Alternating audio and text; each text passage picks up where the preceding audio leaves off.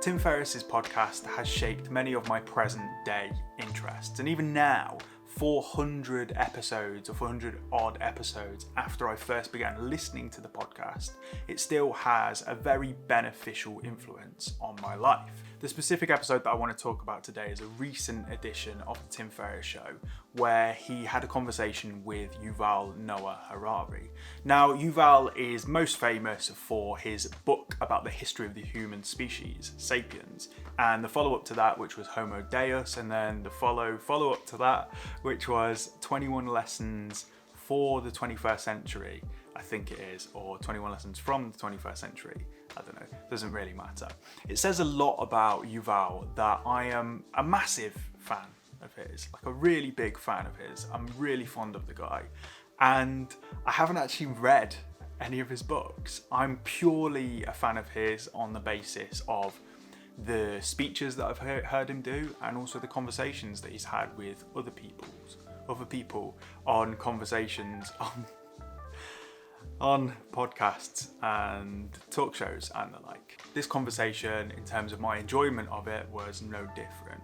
Tim and Yuval talk about Yuval's formidable meditation practice, his thoughts on suffering, and also the interesting fact that a lot of great philosophical ideas and concepts can actually be delivered in the form of what might seem like fiction, so through fiction books or movies or TV shows. I like listening to Yuval because the way that he thinks and subsequently talks is so clear, and he is very eager to point out that it hasn't always been this way.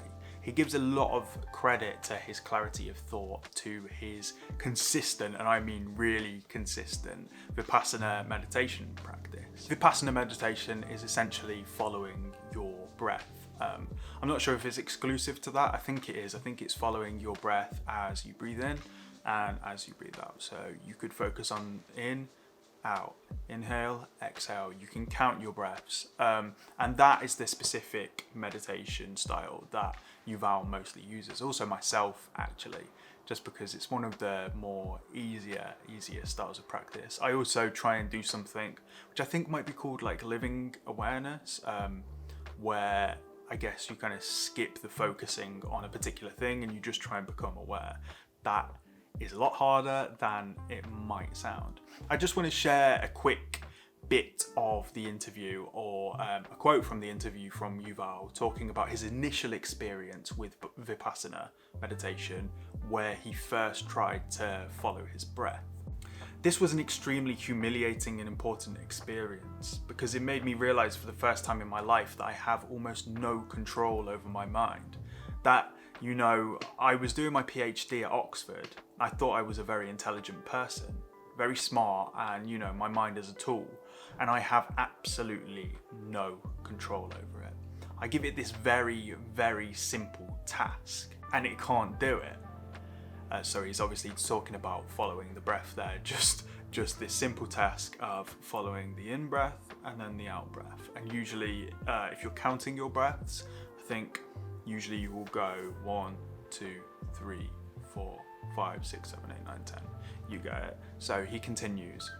And also you realize how overwhelming the stories that the mind produce are.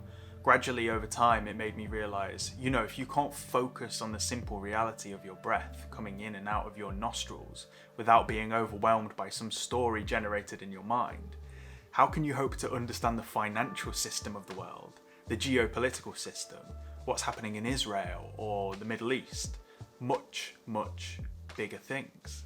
The great thing is that meditation, and Vipassana in particular, can really assist with helping you to focus and understand these bigger things by understanding and focusing on the smaller things. And this part of the conversation really struck a chord with me because it echoes a lot of the way that I feel about living in general. I feel that we live in an extremely complex world, and that most of us are really overconfident about how much of it we actually understand.